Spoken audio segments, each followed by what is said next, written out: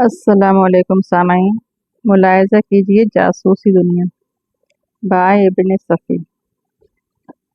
Novel सहमी हुई लड़की part 1। Hall में अहमकों का हजूम था और स्टेज पर एक अमेरिकी गुलूकारा हलफ फाड़ रही थी। हर अहमक के चेहरे पर कुछ ऐसे ही तासरात पाए जाते थे जैसे वो उसकी फनकाराना सलाहियतों से पूरी तरह महफूज हो रहा हो। मूसीकी के उतार चढ़ाव पर अहमकों के सर इस तरह जुम्बिश करते जैसे वो उनके रेशे रेशे में रची बसी हो। आगोश मातर में भी उन्होंने देसी लोरियों की बजाय यही सब सुना हो। उन अहमकों में वो सबसे बड़ा अहमक भी शामिल था जिसकी अक्ल हमेशा मेदे ही में मुकीम रहने पर मिसर रहती थी। दूसरों को महफूज होते देखकर वो भी महफूज होने की कोशिश करता, लेकिन खाली पेट की कड़कड़ की तरफ तवज्जो ज़्यादा थी और वो किसी कदर उदास भी था। उदास इसलिए था कि पहलू में हमीद भाई के बजाय गिलहरी खाना मुकीम थी। आजकल वो कासिम को तन्हा बाहर नहीं निकलने देती थी। मकसद यही था कि कैप्टन हमीद का साथ न होने पाए। उसका ख्याल था कि कासिम का दिमाग खराब करने में 75% उसी का हाथ है और यही बात उसने आसिम साहब को भी समझाने की कोशिश की थी। इस पर आसिम साहब ने गरज कर अपने फर्जंद अर्जुमन को हुक्म दिया था कि अब वो तन्हा बाहर ना निकला करे। कासिम ने हैरत से आंखें फाड़ी थीं और कहा था, अरे ये मेरे साथ कहाँ बंदी फिरेंगे, मैं तो दिन भर घर से बाहर रहता हूँ। बीवी तड़ से बोली थी, तुम्हारी भलाई के लिए मैं ये तकलीफ भी गवारा कर लूंगी। फिर बाप के आगे कासिम साहब की कहाँ चलती। गिलहरी खानम तावीज़ बनकर गले में लटक गई थी और कासिम का ख्याल था कि अब वो 24 घंटे सुलग सुलग कर मिलाकर भस्म ही हो जाएगी।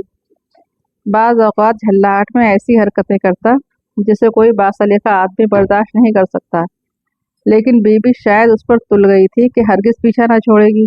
वो उस वक्त भी सोच रहा था कि प्रोग्राम ख़त्म होने पर खाना किसी नान भाई की दुकान पर खाएगा।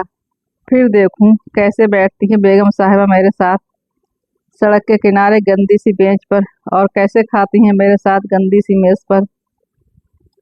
खुदा खुदा करके 8:30 बजे गैर मुल्की मौसीकी का वो मुजाहरा ख़त्म हुआ।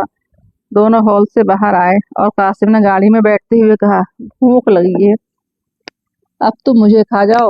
कासिम की बीबी चिल्ला कर बोली, जब देखो तब भूख लगती है। मैं तो भैंस के पाए और तंदूरी रोटी खाऊंगा। क्या कहा? वही जो तुमने सुना, कासिम ने मुंह बिगाड़ कर कहा। बहादुर शाह रोड पर फजा नानबाई की दुकान है।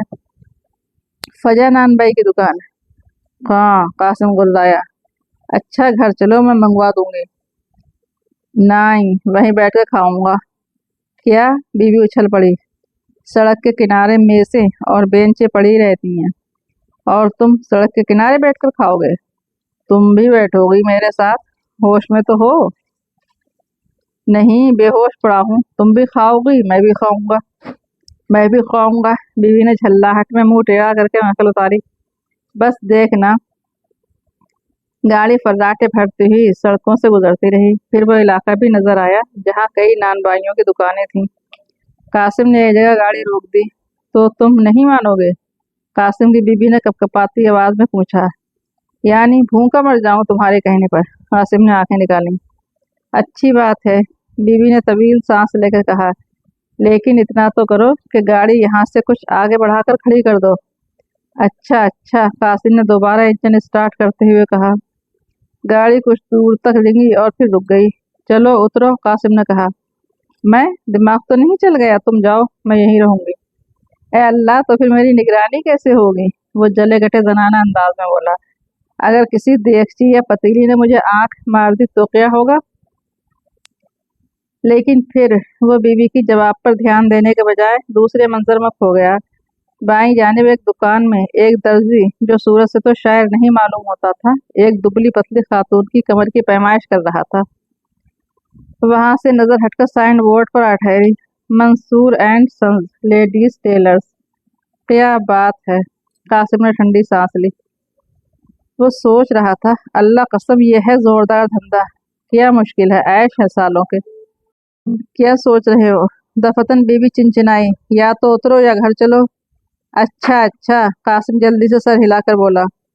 इंजन फिर स्टार्ट हुआ और गाड़ी तेजी से आगे बढ़ गई। तो ये सब कुछ मेरी जान जलाने के लिए था? अरे नहीं, वो तो मजाक था। मजाक भी कर लेते हो? बीवी ने ठंडी सांस लेकर पूछा। क्यों नहीं, क्यों नहीं, वो तो मैं बहुत कर लेता हूँ। और हाँ देखो, अब मैं कल से घर से बाहर नहीं निकलूंगा। खैरियत, अचानक ये तब्दीली क्यों? कुछ नहीं, बस यूं ही। अब मैं तुम्हें परेशान नहीं करूंगा, तुम तो बहुत अच्छी हो। अल्लाह खैर करे। वो तो मैं भी तो सोचता हूँ कि अब मुझे कुछ करना चाहिए, कुछ सीखना चाहिए। यानी घर ही में रहकर? बीबी ने खुश होकर पूछा। और क्या, शरीफ आदमी का बच्चा हूँ। कासिम के लहजे में अकड़न थी। भला क्या सीखोगे? तुम मुझे कपड़ा काटना सिखा दो। कासिम घिघियाया और बीबी हंसी के मारे दोहरी हो गई। हंसती ही रही। आखिर कासिम झंझला गया। जरा ये तो बताओ कि ये नई सूझी कैसे? शौक है अपना अपना, कासिम ने बेहद खुश्क लहजे में कहा। पहले तो नहीं था, ये अचानक क्यों? अब खामोश रहो, वो गुर्राया। घर आकर भी वो उसी के मुतालिक सोचता रहा था। जब बेचैनी बहुत बढ़ी तो ड्राइंग रूम में आकर फोन पर कर्नल फरीदी के नंबर डायल किए। दूसरी तरफ से जवाब मिलने पर कैप्टन हमीद से गुफ्तगू करने की ख्वाहिश जाहिर की। वो भी शायद घर ही पर मौजूद था। ओह अच्छा, आप हैं? दूसरी तरफ से आवाज आई। अबे दिखाई क्यों नहीं देते आजकल? बड़ी मुसीबत में फंस गया हूँ हमीद भाई। कोई नई मोहब्बत? हाय, अब ऐसा कहाँ है मुकद्दर। फिर क्या मुसीबत है? वही तुम्हारी आपा जान। नहीं नहीं, सिर्फ आपा। आपा जान नहीं? दूसरी तरफ से सवाल किया गया। कासिम का चेहरा बिगड़ गया और उसने हलक के बल कहा, नहीं। खैर चलो, इस वक्त बोर करने का मकसद? एक नई तरकीब। काहे की तरकीब? हम तुम दोनों मिलकर दर्जी की दुकान कर लें, कासिम ने कहा और दूसरी तरफ से सिलसिला मुनक़ता करने की आवाज़ सुनी। बंद कर दिया साले ने, वो पुरतशवीश लहजे में बड़बड़ाया और निचला होंठ दांतों में दबाकर नंबर डायल करने लगा। अबे पागल तो नहीं हो गया? दूसरी तरफ से हमीद दहाड़ा। हमें तो खफा होने की क्या बात है, कासिम ने घिघिया कर कहा। पूरी बात तो सुन लो। कोई फोन में घुसकर तुम पर चढ़ तो नहीं बैठूंगा? हमीद रिसीवर रखकर हंसता हुआ मुड़ा। दरवाजे में फरीदी खड़ा उसे अजीब नजरों से देख रहा था। गालिबन अब ये बिल्कुल ही पागल हो जाएगा, हमीद बोला। क्या कह रहा था? शिरकत में दर्जी की दुकान कर लो, लेडीज टेलरिंग शॉप। कहता है मैंने बीबी को राजी कर लिया है, वो कल से मुझे कपड़े काटना सिखाएगी। फिर क्या ख्याल है तुम्हारा? हमीद उसके लहजे की संजीदगी पर चौंक पड़ा। आंखें फाड़कर नीचे से ऊपर तक जायजा लेने के बाद कुछ कहने ही वाला था कि फरीदी हाथ उठाकर बोला। उसे इत्तेफाक ही कहना चाहिए कि कासिम ने भी तुम्हारे लिए वही सोचा जो मैं सोच रहा था। ओह, तो क्या आपकी शिरकत में दुकान रखनी पड़ेगी? हमीद ने बौखलाए हुए लहजे में पूछा। नहीं, तन्हा। वैसे कासिम को भी शरीक करना चाहो तो मुझे कोई एतराज ना होगा। इस तरह तुम्हारा जी भी बहलता रहेगा। हमीद ने सोचा, आज बड़े अच्छे मूड में नजर आ रहे हैं हजरत। क्या किस्सा है? वो लापरवाही से शानों को जुम्बिश देकर दूसरे दरवाजे की तरफ मुड़ा ही था कि फरीदी बोला, ठहरो, तुमसे कुछ जरूरी बातें करनी है। हमीद ने उसकी तरफ मुड़कर तवील सांस ली और होंठ भींच लिए। दुकान वेल फर्निश्ड है। चार अदद पावर मशीनें हैं और भी जो लवाजमात होते हैं सभी मौजूद मिलेंगे। हमीद ने एक बार फिर उसे आंखें फाड़ कर देखा। फरीदी के होंठों पर खफीफ सी मुस्कुराहट नजर आई, लेकिन उससे भी ये नहीं मालूम होता था कि उस वक्त संजीदा नहीं है। यानी कि आप? जी हाँ अजीजुल कद्र, मैं संजीदा हूँ और उस घटिया काम की निगरानी मेरे सुपुर्द होगी। तुमसे ज्यादा काबिल एतमाद आदमी कोई दूसरा नजर नहीं आता। फरीदी फिर मुस्कुराया। इज्जत अफजाई का शुक्रिया, हमीद हल्फ के बल कर रहा था। क्यों, क्या बात है? क्या तुम कुछ बीमार हो? मैं तो समझा था कि तुम्हारे मजाक की चीज है। यानी मैं ख्वातीन का टेलर मास्टर बन बैठूंगा? फरीदी ने उसकी आंखों में देखते हुए सर को इस बात की जुम्बिश दी। और ये मेरे मजाक की चीज है? हमीद ने झल्लाए हुए लहजे में पूछा। कासिम लहीम शहीम है लेकिन अक्ल नहीं रखता। तुम मुख्तसिर हो लेकिन अक्लमंदी के साथ। इसके अलावा और क्या फर्क है तुम दोनों में? शुक्रिया, हमीद ने खुश्क लहजे में कहा। चंद लम्हे खामोश रहा, फिर पूछा, और कुछ? कल तुम्हें कारीगरों का इंटरव्यू लेना है वहीं दुकान पर। कारखाना हाल ही में कायम हुआ है, 4 आदमी तो मशीनों पर काम करने के लिए होंगे, 2 आदमी कटिंग के लिए, 2 बाजार देखने वाले और तुम मैनेजर। सिर्फ जनाना बलबूसात का कारखाना। आज के सारे बड़े अखबारात में इश्तेहार आए हैं। मैं नहीं समझा। क्या नहीं समझ सकते? अगर ये स्कीम किसी किस्म की तफ्तीश से ताल्लुक रखती है तो अचानक आज ही ये बम मुझ पर क्यों फटा? यानी कल ही मुझे इंटरव्यू लेना है, 2 दिन पहले ही बता दिया होता। कल इतवार है, अगर मेरी कुछ इंगेजमेंट्स हुई तो। कोई इंगेजमेंट्स नहीं है, मैं जानता हूँ। आप यकीन के साथ कैसे कह सकते हैं? मुझे इल्म है तुम्हारे बारे में, मैं क्या नहीं जानता। मैं कल दिन भर शहर से बाहर रहूँगा। इसका फैसला तुमने अभी और इसी वक्त किया है, पहले से कोई प्रोग्राम नहीं था। कुछ भी सही, मैं तो कल इतवार ही सही, लेकिन तुम ड्यूटी पर हो। ऐ खुदाए लम यज़ल, हमीद छत की तरफ हाथ उठाकर बोला। अब इनकी भी ड्यूटी कहीं लगवा ही दे। केचुओं तक के जोड़े लगाए हैं तूने, मगर इनकी बार क्यों देर इतनी कर दी? कल ठीक 11 बजे, Marton road, shop number 11, Faridi दरवाजे की तरफ मुड़ता हुआ बोला। वो जा चुका था और हमीद सर थामे बैठा सोच रहा था कि आया उसी शक्ल सूरत में उसे ये नामाकूल ड्यूटी अंजाम देनी पड़ेगी। कई माह से कोई खास काम हिस्से में नहीं आया था। उसने सोचा शायद अब उसकी कसर निकलने वाली है, लेकिन ये दर्जी खाने की क्यों सूझी? उसकी दानिश में तो उस दौरान में सिरे से कोई ऐसा केस ही नहीं आया था जिसके लिए उस किस्म के खड़ाक करने पड़ते। वो वहां से उठकर लाइब्रेरी में आया। आज के कई अखबार मेज पर पड़े हुए थे। ज़रूरत है कि कालमों पर नज़र दौड़ानी शुरू की और बिलाखिर वो इश्तिहार मिल ही गया।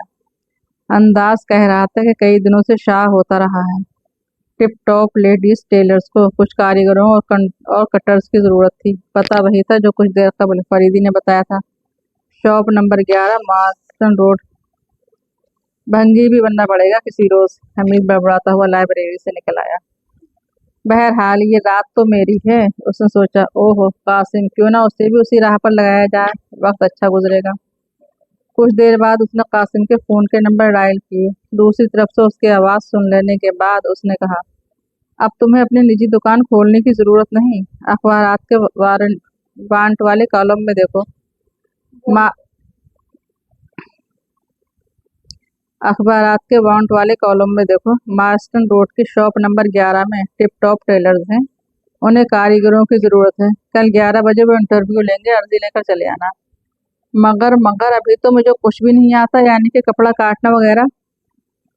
रह निरे घामड़गी, अबे सारी रात पड़ी है, बीवी से सीख ले। फिलहाल झंपर और शलवार काफ़ी होंगे। अच्छा, मगर मैं तो नौकरी करूँगा कैसे? मतलब ये कि अब्बा जान, भेस बदल दिया जाएगा। बस कल सुबह ही सुबह किसी तरह निकल भागो, हमीद ने कहा और सिलसिला मुनक़ता कर दिया। मैं कहती हूँ तुम्हें आखिर हो क्या गया है? कासिम की बीवी चिनचिनाई।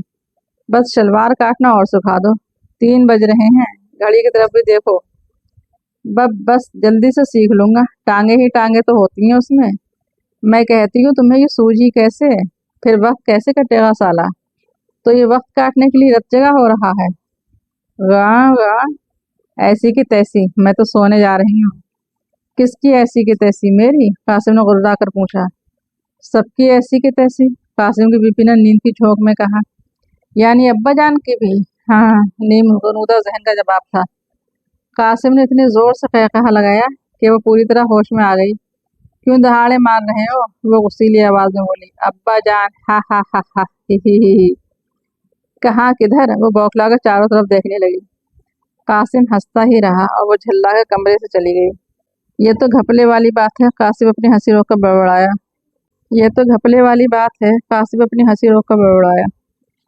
फिर उसने उसके कमरे का दरवाज़ा बंद होने की आवाज़ सुनी और उसके चेहरे पर मायूसी के बादल छा गए। लेकिन फिर यकबैक उसकी आंखें चमक उठी। वो मारा कासिम बन गया। वो दीदी चमका चमका कर बड़बड़ाता रहा। इतनी देर जागी है, अब 10 बजे से पहले नहीं उठ सकेगी। बस मुंह अंधेरे निकल भागूंगा, पता भी ना चलेगा बेगम चपाती को। और यही हुआ भी। वो अपने चुटकियां ले लेकर जागता रहा। 5:30 बजे चुपचाप कोठी से निकला और कुछ दूर पैदल चलने के बाद एक टैक्सी पकड़ ली। फिर ये और बात है कि ड्राइवर को फरीदी की कोठी का पता बताकर पिछली सीट पर फुर्राटे लेने लगा हो। अब जहन पर काबू ही नहीं रह गया था। टैक्सी का इंजन रास्ते भर इतना शोर मचाता आया था कि कासिम के फुर्राटे ड्राइवर के कानों में नहीं पड़े थे। लिहाजा फरीदी की कोठी के करीब पहुंचकर जब उसने टैक्सी रोकी तो बुरी तरह बौखला गया। कासिम ही की तरह उसके फुर्राटे भी अजीब थे। बिल्कुल ऐसा ही मालूम होता था जैसे दो कुत्ते एक दूसरे पर झपट पड़ने से पहले गुर्रा रहे हों। टैक्सी बाहर भी इसीलिए रोकनी पड़ी थी कि फाटक बंद था। साहब साहब, उसने कासिम को आवाज़ दी, लेकिन कासिम को होश कहाँ। पूरी रात जागते रहने के बाद सोया था, नींद भी बेहोशी ही की तरह हुई थी। वो उल गपाड़े को कब खातिर में लाते। ड्राइवर ने कई बार आवाज़ें दी, लेकिन सिर्फ फुर्राटे सुनता रहा। आखिर उसने हाथ बढ़ाकर उसे झंझोड़ना शुरू किया। एक बार फुर्राटे रुक गए। कासिम ने मुंह चलाते हुए गाँव गाँव और फिर फुर्राटे शुरू कर दिए। क्या मुसीबत है, ड्राइवर बेबसी से बड़बड़ाया और फिर उसे झंझोड़ने लगा, लेकिन नतीजा मालूम सिर्फ इतना होता कि चंद लम्हों के लिए फुर्राटे रुक जाते और गाँव गाँव शुरू हो जाती। हाथ पैर इस तरह हिलते जैसे कोई जिद्दी बच्चा किसी बात पर मचलकर फैल रहा हो। जब टैक्सी ड्राइवर की समझ में कुछ ना आया तो उसने ज़ोर ज़ोर से हॉर्न बजाना शुरू कर दिया, लेकिन कासिम की नींद न टूटी। फरीदी लॉन पर चहलकदमी कर रहा था। हॉर्न की मुसलसल आवाज़ें सुनकर फाटक के करीब चला आया। अब किसी कदर उजाला फैल गया था। ड्राइवर ने फरीदी से कहा, साहब ये यहाँ आए थे, अब सो गए हैं तो उठते ही नहीं किसी तरह। यहाँ आए थे? जी हाँ, यहीं का पता बताया था। फरीदी फाटक खोलकर बाहर निकल आया। कासिम पर नजर पड़ते ही तवील सांस लेकर बोला, अंदर ले चलो गाड़ी। हमीद शायद अभी तक सो ही रहा था। गाड़ी कंपाउंड से गुजरकर पोर्च में आ रुकी। फरीदी ने पिछली सीट का दरवाज़ा खोलकर पहले तो कासिम को झंझोड़कर उठाने की कोशिश की, फिर बाएं कान के नीचे अंगूठी से दबाव डाला। अरे बाप रे! यक बैग कासिम दहाड़ कर सीधा हो बैठा और फिर अजीब तरह की आवाज़ें उसके हलक से निकलने लगी, जिनमें खौफजदगी और बौखलाहट दोनों ही शामिल थीं। जज्जी गू, ही, क्या बात है, मैं सो गया था शायद, तो अब नीचे उतर आओ। जज्जी हाँ हाँ। कासिम ने टैक्सी से उतरकर किराया अदा किया। जहन अब पूरी तरह जाग उठा था और कासिम की समझ में नहीं आ रहा था कि उस वक्त आने और इस तरह टैक्सी में सो रहने की क्या वजह बताएगा। सब खैरियत है? फरीदी ने नरम लहजे में कहा। अजी खैरियत वैरियत कहाँ, कासिम ने मगूम लहजे में जवाब दिया। बड़ी मुसीबत में पड़ गया हूँ। कैसी मुसीबत? बड़े बुरे ख्वाब दिखाई देते हैं, रात भर नींद नहीं आती। खूब, बताओ मैं तुम्हारे लिए क्या कर सकता हूँ। आप मेरे लिए? ही, क्या बताऊँ, कुछ समझ में नहीं आता। बहरहाल आए तो किसी मकसद ही के तहत हो गए। जी हाँ, वो हमीद भाई। ओह, तो उन ख्वाबों का ताल्लुक उसी से है? जी गाब नहीं, वो अभी सो रहा है। मैं इल्तिजा करूँगा। क्या उसने तुम्हें बुलाया था? जी हाँ जी हाँ। क्यों? पता नहीं। जी हाँ, बिल्कुल नहीं पता। तो इतने घबराए हुए क्यों हो? कैद खाने से निकल भागा हूँ, कासिम ने जल्दी से कहा, फिर संभल कर जेरे लब बड़बड़ाया। अरे बाप रे, ये क्या कह दिया। कुछ जी कुछ नहीं। किस कैद खाने से निकल भागे हो? मुझे बहुत जोर से नींद लग रही है, पता नहीं कि अभी मैंने क्या कहा था। जी हाँ। और ये किस कैद खाने का तस्करा था? पता नहीं, कासिम थूक निकल कर बोला, मुझे याद नहीं। मेरा ख्याल है कि आज शायद उससे तुम्हारी मुलाकात ना हो सके, वो बहुत मशगूल रहेगा। तो फिर बुलाया क्यों था? कासिम झुंझला गया। अच्छा, फरीदी कुछ सोचता हुआ बोला, बेहतर यही है कि तुम भी कुछ देर सो लो। अल्लाह कसम, मेरा भी यही जी चाहता है। तो आओ मेरे साथ, फरीदी ने दरवाजे तरफ मुड़ते हुए कहा। इरफान खिड़की से बाहर देख रहा था। अभी सूरज तुलू नहीं हुआ था। सड़क के उस पार दूर तक बिखरे हुए सरसब्ज दरख्त कोहर की हल्की सी चादर में लिपटे हुए थे। सड़क सुनसान पड़ी थी और ये छोटी सी इमारत जिसकी एक खिड़की से इरफान बाहर देख रहा था, उस वीराने में बड़ी अजीब सी लग रही थी। दूर दूर तक आबादी का नामो निशान तक नहीं था। ये इमारत दूसरी जंग अजीम के दौरान बनाई गई थी। उस सड़क से फौजी गाड़ियों के काफिले गुजरकर अंदरूने मुल्क जाते थे और हर 50 मील पर एक ऐसी इमारत जरूर मिलती थी। बाद में इनमें से कुछ तो मुनहदिम हो गई थी और कुछ महकमा जंगलात के काम आई थी, लेकिन ये इमारत इरफान ने बड़ी कोशिशों के बाद खरीद ली थी। वो एक कमर्शियल और आर्टिस्ट था। जब शहर के हंगामों से उकता जाता तो इधर ही का रुख करता। शहर में उसका अच्छा खासा कारोबार था। तिजारती हलकों में उसका काम बहुत मकबूल था। जंगल के दौरान क़याम में वो खालिस आर्ट के नुक्ते नज़र से पेंटिंग भी क्या करता था। اور یہ پینٹنگز یا تو اس کے ڈرائنگ روم کی زینت بنتی یا مخصوص دوستوں میں تقسیم ہو جاتی۔ وہ انہیں فروخت نہیں کرتا تھا، اس کا مقولہ تھا کہ وہ تخلیقات جو کسی جذباتی لگاؤ کا نتیجہ ہوں ترازو میں نہیں تل سکتی، ان کی اصل قیمت ذوق سلیم ہوتا ہے۔ ان دنوں بھی وہ تجارتی کاموں سے تھک کر یہاں اس ویرانے میں آ پڑا تھا اور کینواس پر ایک اچھوتے خیال کو رنگوں میں مقید کرنے کی کوشش جاری تھی۔ وہ ایک خوش شکل اور خوش لباس آدمی تھا، عمر 35 اور 40 کے درمیان رہی ہوگی۔ چند اصولوں کے تحت زندگی بسر کرنے کا قائل تھا، اپنے دوسرے ہم پیشہ لوگوں کی طرح لاوالی بن کر شکار نہیں تھا۔ تجارتی کاموں سے اتنا کما لیتا تھا کہ اس کے متعلقین اطمینان اور آسائش کی زندگی بسر کرتے تھے۔ شہر سے یہاں تک وہ اپنی چھوٹی سی اسٹیشن ویگن میں آتا تھا، اور جتنے دن قیام کرنے کا ارادہ ہوتا اسی کی مناسبت سے ضروریات زندگی بھی اس کے ساتھ ہوتی۔ روز مرہ کے کام بھی خود ہی انجام دیتا تھا۔ اگر اس کے لیے بھی مددگار ساتھ میں لاتا تو تنہائی کیسے برقرار رہتی؟ تنہائی جو اس کا منفرد تخلیقی کارناموں کی ماں تھی، تنہائی جو اس کی تفریح بھی تھی اور آرام جان بھی۔ حسب معمول وہ آج بھی طلوع آفتاب سے پہلے ہی بیدار ہوا تھا اور ضروریات سے فارغ ہو کر اب اسٹوو پر چائے کے لیے پانی رکھنے جا رہا تھا۔ دفعتاً اسے محسوس ہوا جیسے کمرے کے صحن میں کوئی وزنی چیز کافی بلندی سے گری ہو۔ وہ چونکا ہی تھا کہ اب پہلی آواز سے مشابہ کسی قدر ہلکی سی آواز سنائی دی۔ وہ تیزی سے صحن میں آیا اور اس کے ہونٹ سیٹی بجانے کے سے انداز میں سکڑ کر رہ گئے، آنکھیں حیرت سے پھیل گئیں۔ وسط صحن میں چمڑے کا ایک چھوٹا سا سوٹ کیس پڑا نظر آیا، اس سے تھوڑے ہی فاصلے پر کاسنی رنگ کا ایک لیڈیز کوٹ بھی پڑا تھا۔ اس کی نظر سامنے والی دیوار کی طرف اٹھ گئی، جس کو قب سے ایک انسانی سر ابھر کر آہستہ آہستہ بلند ہو رہا تھا۔ عرفان کے ہونٹ کھل گئے، آواز نہ نکلی۔ یہ کوئی عورت تھی، دھندلکے میں چہرہ صاف نظر نہیں آ رہا تھا۔ پتہ نہیں اس نے عرفان کو دیکھ لیا تھا یا نہیں۔ پھر دیوار کے اوپر پہنچ کر اس نے صحن میں چھلانگ لگا دی۔ دیوار کم سے کم 13 فٹ ضرور اونچی رہی ہوگی۔ وہ اس طرح صحن میں آ گئی تھی کہ خود سے اٹھنا محال ہی معلوم ہو رہا تھا۔ عرفان اس کی طرف جھپٹا، لیکن قریب پہنچتے پہنچتے چھلانگ لگانے والے کا جسم ساکت ہو چکا تھا۔ عرفان نے جھک کر دیکھا، سانس کی رفتار نارمل تھی۔ بے ہوش ہو گئی، وہ آہستہ سے بڑبڑایا۔ نبض دیکھیے، وہ بھی حسب معمول چل رہی تھی۔ بالآخر وہ اسے کمرے میں اٹھا لایا۔ کمرے میں ابھی تک کیروسین لیمپ روشن تھا۔ اب وہ اس کے خد و خال واضح طور پر دیکھ سکا۔ رنگت سے یوریشین معلوم ہوتی تھی، بال سرخی مائل بھورے تھے، جسم متناسب، عمر زیادہ سے زیادہ 24 یا 25 سال رہی ہوگی۔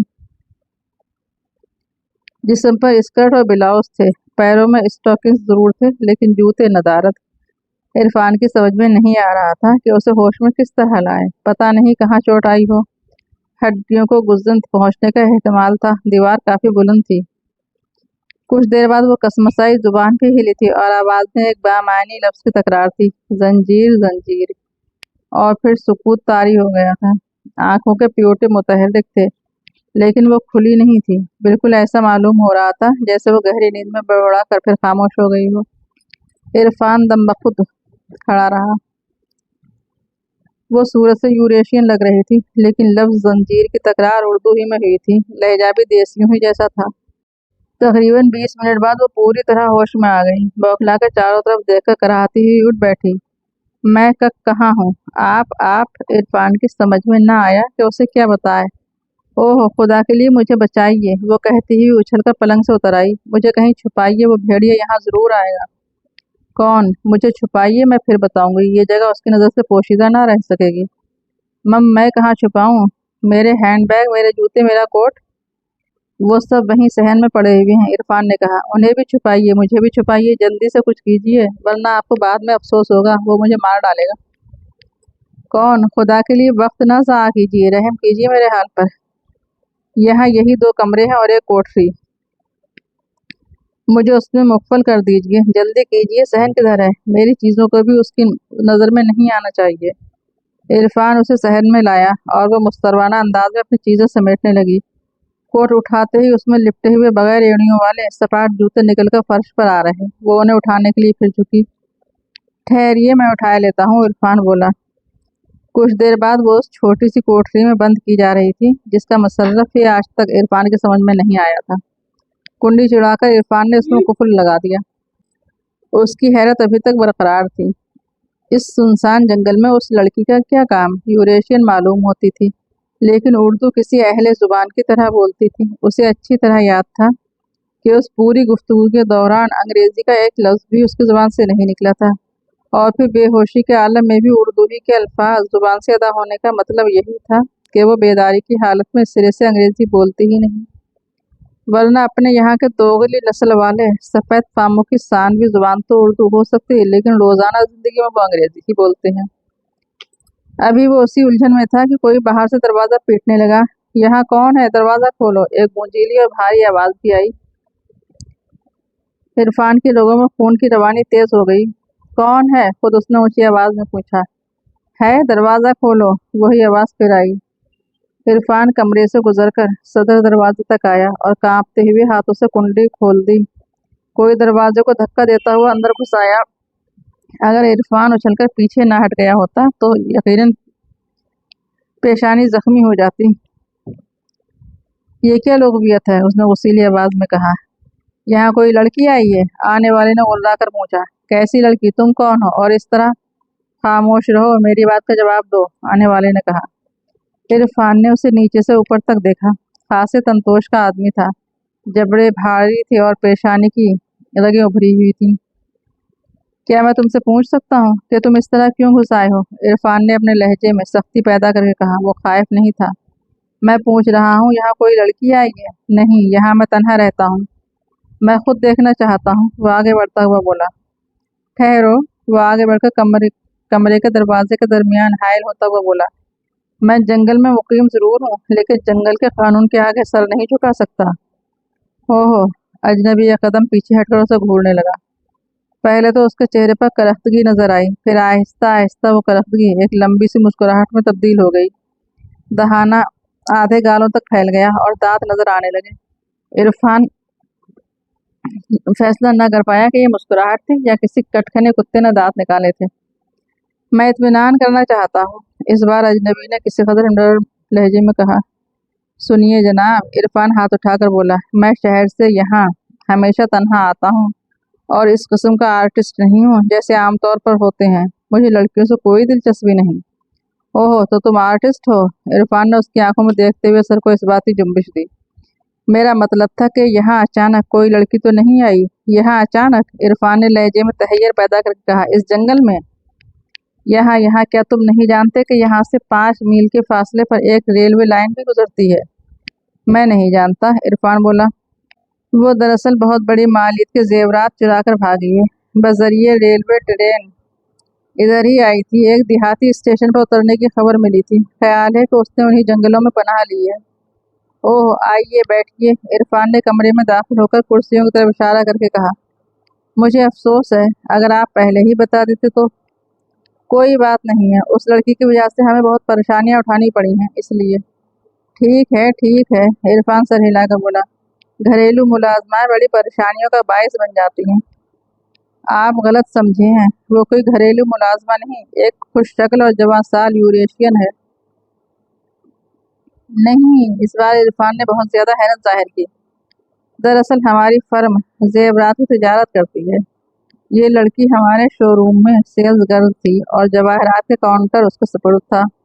लाखों की मालियत के जवाहरात ले उड़ी है। ओह, इरफान सोच में पड़ गया कि उसे क्या करना चाहिए। कुछ देर खामोशी रही, फिर उसने कहा। उस वीराने में उस इमारत के अलावा और कोई ऐसी जगह नजर नहीं आती जहां वो पनाह ले सके।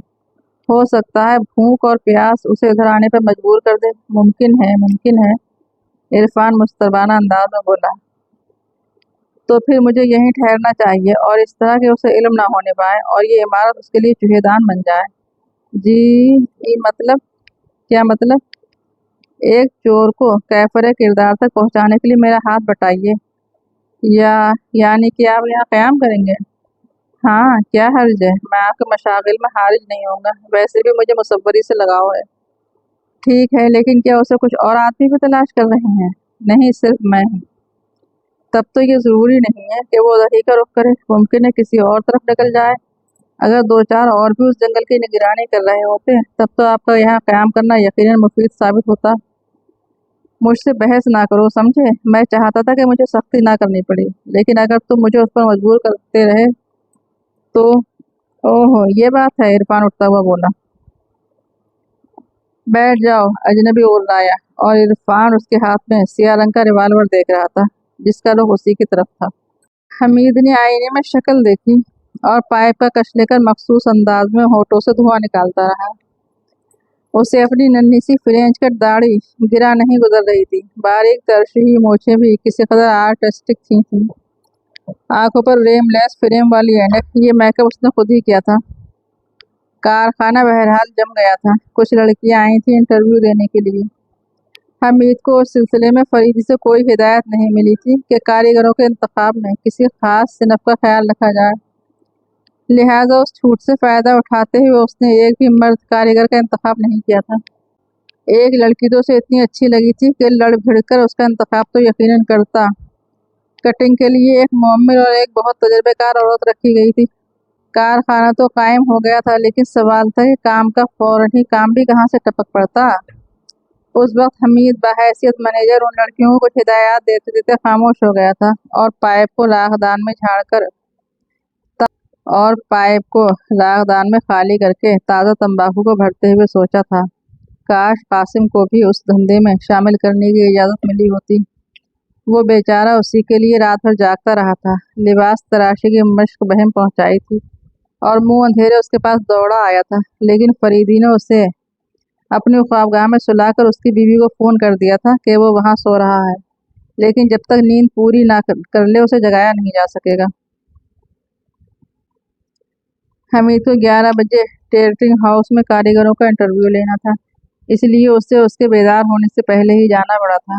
اب اس وقت وہ سوچ رہا تھا کہ اگر کہیں سے قاسم ہاتھ لگے تو جی بھی بہلے، ورنہ یہ ٹیلرنگ شاپ تو اس کی زندگی تباہ کر ڈالے گی۔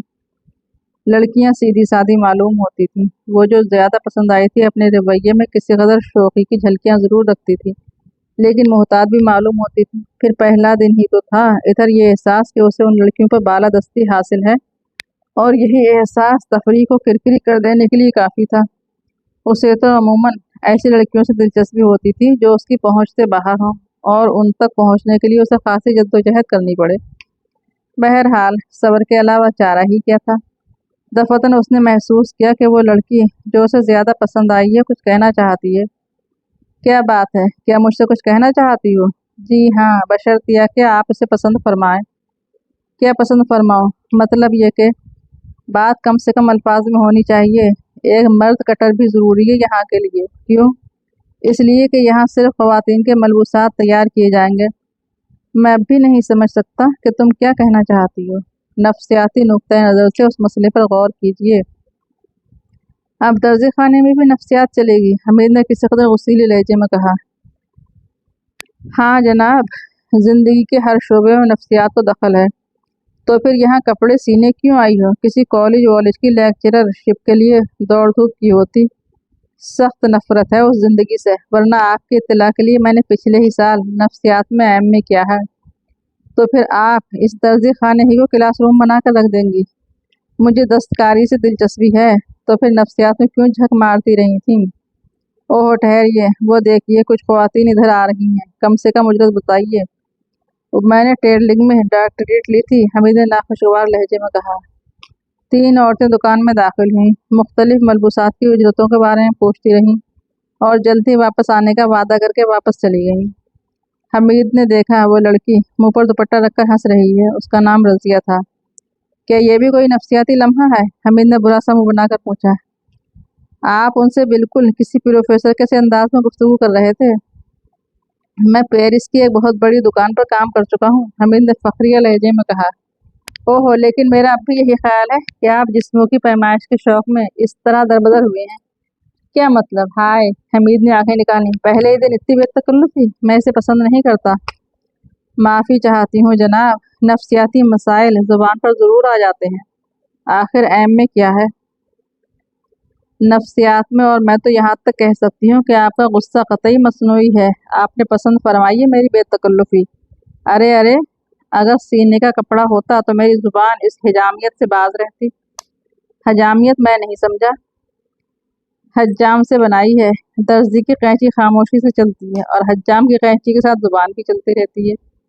मालूम होता है कि तुम मुझे दोबारा लोअर प्राइमरी में दाखिल कराओगी। वैसे आप भी मुझे खुश मिजाज ही मालूम होते हैं। मोहतरमा मोहतरमा, आप मेरी मातहती में काम करेंगी, उसे ना भूलिए। ये भी नफ्सियाती, जहन्नुम में गई नफ्सियात, अब खामोश रहो। इतनी जल्दी गुस्सा आने की क्या वजह हो सकती है? वो पुरतफक्कुर लहजे में बड़बड़ाई। गालबन बचपन का कोई कॉम्प्लेक्स। फिर हमीद से मुखातिब होकर पूछा, क्या आपके वालिदैन सख्त गिर थे? उठाई गिर थे, तुमसे मतलब? लेकिन कमाल है कि गुस्से के आलम में भी आप उस किस्म के टुकड़े लगा सकते हैं। बहुत ज़हीन आदमी मालूम होते हैं। सख्त गिर, उठाई गिर, वाह सुभान अल्लाह। मैं कहता हूँ अब चुप भी रहो।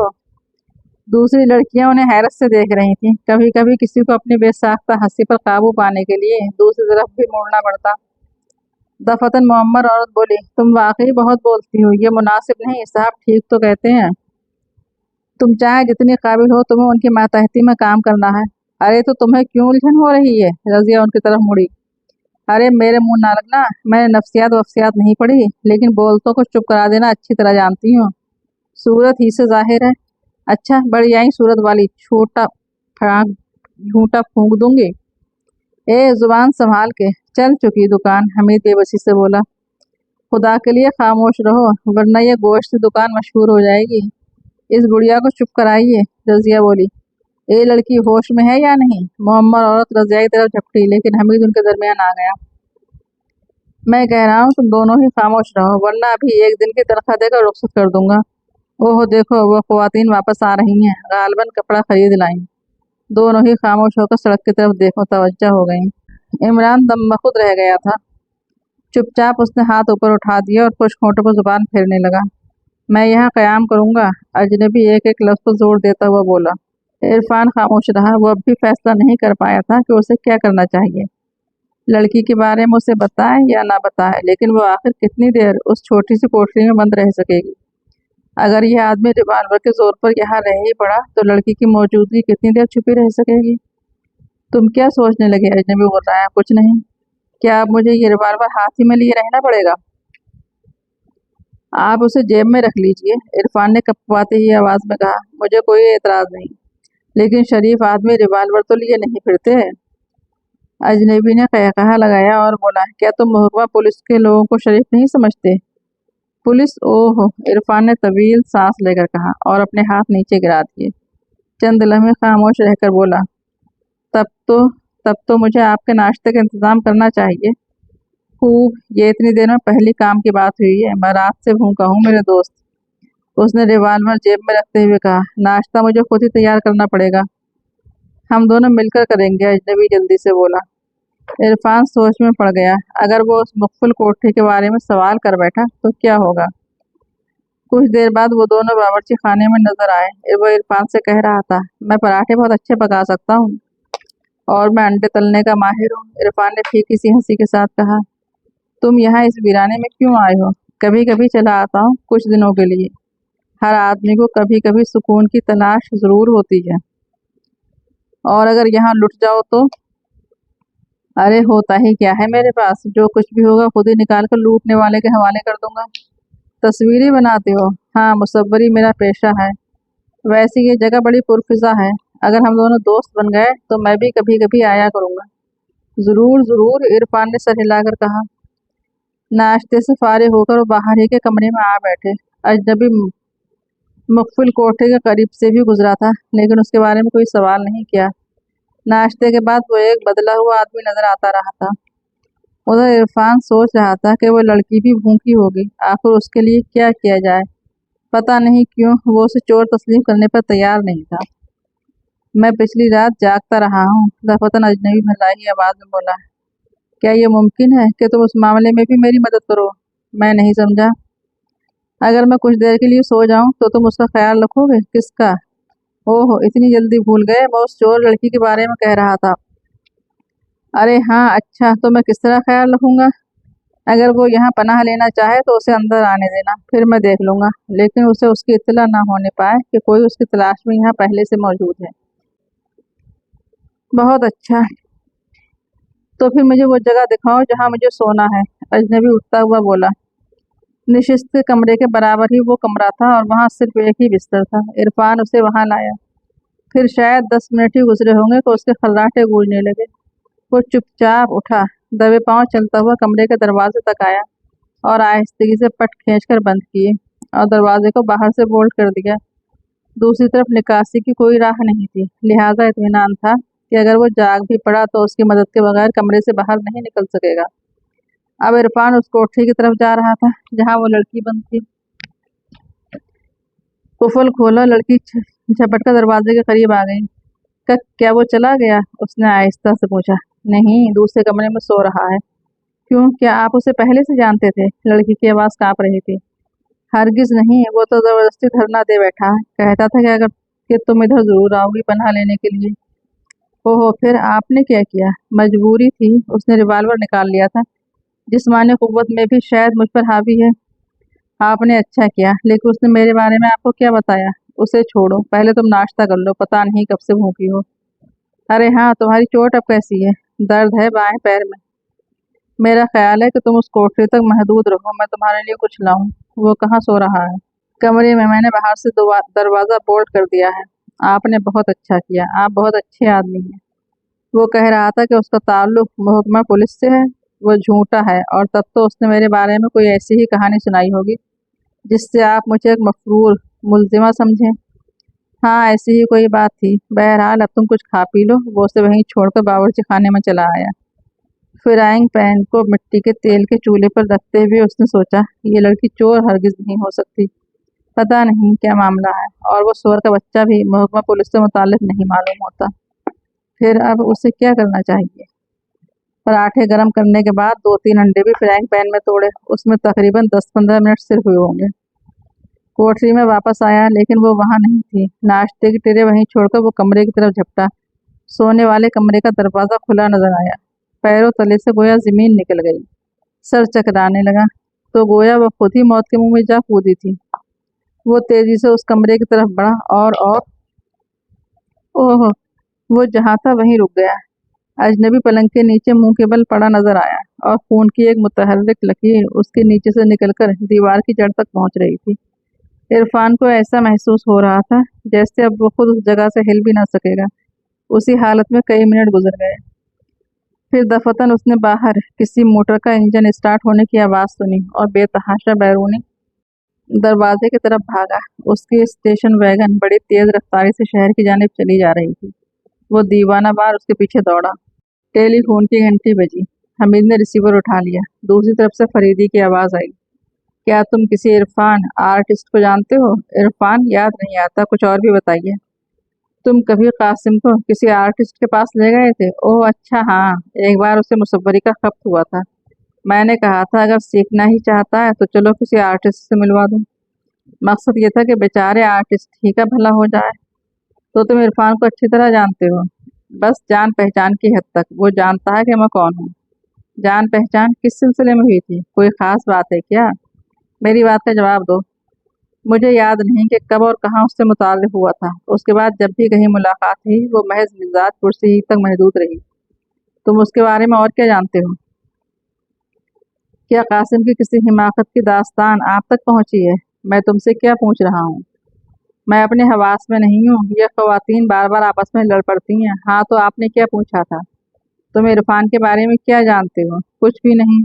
قاسم سے پیچھے چھڑانے کے لیے اس کے حوالے کر دیا تھا، اور بس۔ خیر، تم ٹھیک 7 بجے دکان بند کر کے پرنس کے چوراہے پر مجھے مل جاؤ، 7:15 پر۔ یعنی دن بھر کی اس تھکن کے باوجود بھی؟ دوسری طرف سے کوئی جواب ملنے کے بجائے سلسلہ منقطع ہونے کی آواز سنائی دی۔ حمید ریسیور رکھ کر سر تھامے ہوئے کرسی پر نیم دراز ہو گیا۔ کوئی خاص پریشانی؟ جناب، رضیہ نے چہک کر پوچھا۔ حمید کچھ نہ بولا۔ کیا میں آپ کی کوئی مدد کر سکتی ہوں جناب؟ دوسروں کی الجھن کی حل تلاش کرنا میری ہابی ہے جناب۔ فی الحال میری سب سے بڑی الجھن تم ہو۔ باس تمہاری تقرری کی منظوری دے چکا ہے، اس لیے مجبوری ہے، ورنہ آپ مجھے इस मुलाज़मत से पहले ही दिन सुबकदोश कर देते। नहीं, मैं तुम्हारे लिए कुछ और सोचता। मेरा ख्याल है कि आप सोचते तो कुछ भी नहीं। क्या मतलब? अब यही देखिए कि उस वक्त भी आपके चेहरे पर झल्लाहट के आसार हैं। वो लोग जो ज्यादा सोचने के आदी होते हैं उन्हें झल्लाहट का मुजाहरा करने की फुर्सत कहाँ। मैं फिर कहूँगा कि ये नफ्सियाती क्लास नहीं बल्कि दर्जी खाना है। मैं फिर यही अर्ज करूंगी कि नफ्सियात।